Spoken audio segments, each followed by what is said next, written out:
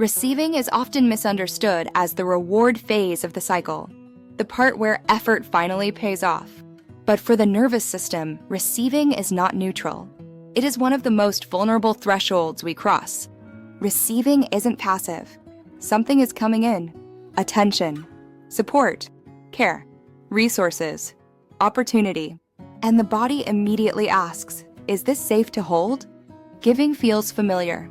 When you give, you control the pace, the direction, the amount. The system stays outward, active, oriented, and safe. Receiving reverses that orientation. Control softens. The system opens. And for many nervous systems, openness is historically linked with risk. For systems shaped by self-reliance or early overwhelm, support doesn't always feel safe. Help can imply dependence. Being seen can feel like exposure. Receiving can awaken the fear that what arrives could be taken away. The body remembers moments when openness led to intrusion, disappointment, or loss. So when something good arrives, the system doesn't automatically relax. It often tightens. This is why people limit what they receive even when they want more. The desire is real. The contraction is protective. The nervous system isn't resisting abundance. It's guarding against vulnerability. Receiving means allowing impact, letting something touch you. And at a somatic level, touch requires trust. For many systems, value is organized around effort and usefulness. Giving earns worth. So receiving without giving back feels destabilizing. The body asks, what do I owe? How do I repay? How do I stay in control? Even attention can increase nervous system load. Visibility increases demand. Resources increase responsibility. Care can feel like pressure when capacity isn't there yet. This is why receiving is the real threshold of the cycle. Not desire, not intention, not action. Receiving asks the system to stay open while something moves toward it, to allow without managing, to remain present without bracing. When support triggers threat, people compensate. They minimize, deflect, overgive. Compliments are dismissed. Help is repaid immediately. Success is downplayed. These aren't habits to fix. They're signals to listen to. They show where receiving still feels unsafe. The shift isn't forcing openness. Receiving is an embodied event. The nervous system has to learn it's safe, gradually, through lived experience. When receiving becomes safe, the cycle completes cleanly. Energy doesn't stay stuck in effort. Expansion doesn't trigger collapse. What arrives can be held, integrated, and used. Receiving is hard because it asks for presence without control. And that is the real threshold. Money, love, and visibility are often treated as ideas. Things to think about. Beliefs to improve. Mindsets to prepare. But for the nervous system, they are not concepts. They are events. Each one arrives with sensation, demand, and impact. They register in the body before the mind assigns meaning.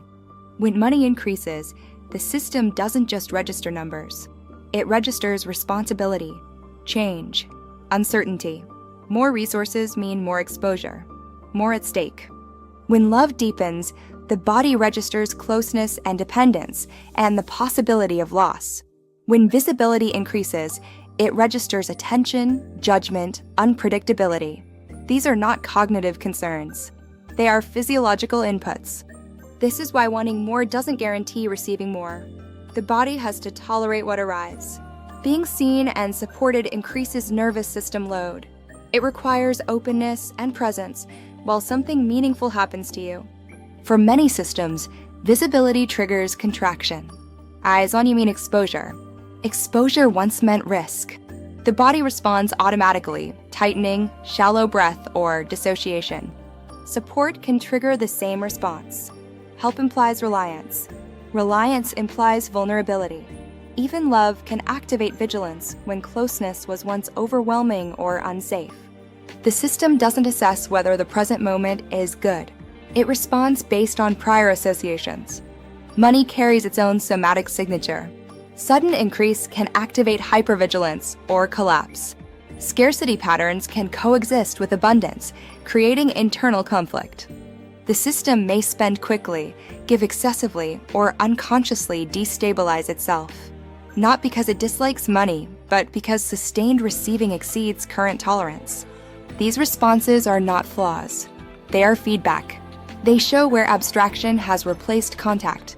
When receiving is approached through mindset alone, the body is bypassed. Affirmations may sound true, but if the system tightens when support arrives, capacity hasn't caught up yet. The shift from abstraction to physiology changes the work. Instead of asking, "Do I deserve this?" the question becomes, "Can my body stay open while this arrives?" What happens when you're seen? Where does attention land? What shifts in the chest when support is offered? Does the breath shorten? Does the body brace? By staying with sensation, without judgment, the system learns. Being seen doesn't equal danger. Support doesn't require collapse. Love can be felt without losing regulation. When money, love, and visibility are met as somatic events, integration becomes possible. The system updates through contact, not concept. Capacity expands because presence remains. Receiving becomes grounded. Money stabilizes. Love deepens. Visibility becomes manageable. The nervous system no longer needs to protect. This is the real work of receiving, allowing the body to be supported, seen, and resourced without bracing. When that happens, what arrives can stay. And the cycle completes, without contraction pulling it apart. Most blocks to receiving are not conscious refusals. They're subtle, automatic adjustments the nervous system makes to stay within what feels tolerable. From the inside, these adjustments feel reasonable, even invisible. The desire is real. The effort is sincere. And yet what arrives never quite lands. Something interrupts the flow, not dramatically, just enough to prevent full opening. This is how blocking usually happens, not through resistance, but through protection. Subtle refusal often looks like responsibility or independence. Support is acknowledged, but not felt. Opportunities are accepted, then immediately managed. Help is received and quickly repaid. Success arrives and is minimized. These behaviors don't come from lack. They come from regulation. The system is unconsciously keeping intensity below threshold. Bracing is one of the most common mechanisms. As something begins to arrive, money, care, attention, the body tightens. The breath lifts. Muscles engage. The system prepares to hold, manage, or control what's coming. This feels like readiness, but it actually prevents reception. Flow can't move into a body preparing for impact. Another form of subtle refusal is distraction. The moment support is present, attention leaves the body. Planning begins. Evaluation starts. What's offered is technically received, but not integrated. Awareness doesn't stay long enough for the experience to register as safe. Overgiving is another form of blocking. When receiving creates imbalance, the system rushes to restore symmetry. More effort, more responsibility, immediate repayment. The moment of vulnerability is shortened, and the opportunity for integration is lost. None of this is intentional. It's innocent. These strategies form to protect against overwhelm, disappointment, or loss of control. They worked once. Bracing is especially tricky because it feels like engagement. Effort feels responsible.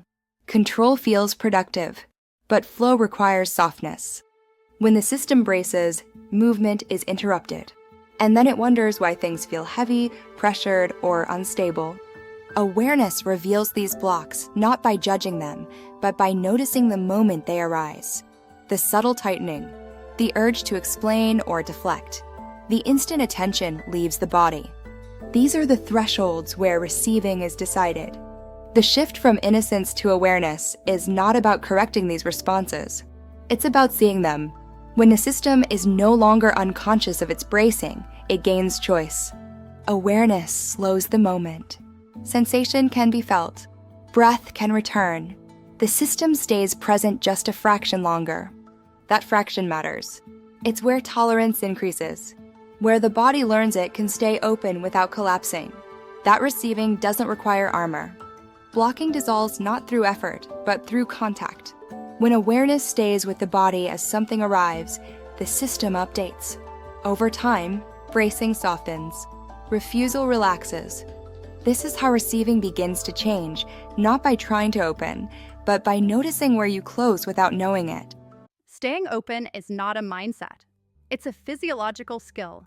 The ability to remain present while something meaningful arrives, without tightening, withdrawing, or collapsing. This is the final learning edge of receiving. Not how to get more, but how to stay with what's already here. For many systems, openness was paired with danger. Support was inconsistent. Attention was overwhelming. Closeness felt intrusive. So the body learned to defend at the moment of contact. Those defenses don't disappear because circumstances change. They soften only when the system learns through experience that it can stay open without being overwhelmed. Receiving without collapse doesn't mean pushing past limits. It means respecting them while gently expanding them. When care, money, or opportunity arrives, the task isn't to manage it or prove readiness. The task is to notice what happens inside. Does the chest tighten? Does the breath shorten? Does the mind rush ahead? These aren't problems. They're information. Staying open begins by letting sensation be exactly as it is. If the body tightens, awareness stays with the tightening. If vulnerability appears, awareness stays there too. There's no requirement to relax. Paradoxically, allowing defense to be felt without acting on it is what allows it to soften. The system learns that presence is not the same as exposure without support. Trust builds somatically, not conceptually. Each time support lands and nothing bad happens, the nervous system updates. Each time attention is received and regulation remains intact, capacity grows. Trust is the accumulation of these small experiences of safe receiving. Trust can't be rushed. It can't be installed. It has to be lived. Letting support land means allowing impact, not deflecting it, not compensating for it, not immediately turning it into action. It means staying long enough for the body to register nourishment, a compliment felt fully, help accepted without explanation, resources held without urgency. These moments teach the system that receiving doesn't require vigilance. When support is allowed to land, the cycle completes cleanly. Energy doesn't rebound into overeffort. Expansion doesn't trigger immediate contraction. What arrives integrates instead of destabilizing. The system no longer needs to protect against receiving because it has learned it can stay regulated within it. Over time, identity changes. The self no longer organizes around proving or controlling. Action becomes a response to clarity, not a defense against vulnerability. Giving and receiving come back into balance, not as roles, but as natural movements within the cycle. Learning to stay open is the transition from defense to trust. Not blind trust in outcomes, but embodied trust in your capacity to remain present. When the body knows it can stay open, receiving no longer breaks the cycle. It becomes the phase where the cycle fulfills itself, quietly, steadily, and without collapse.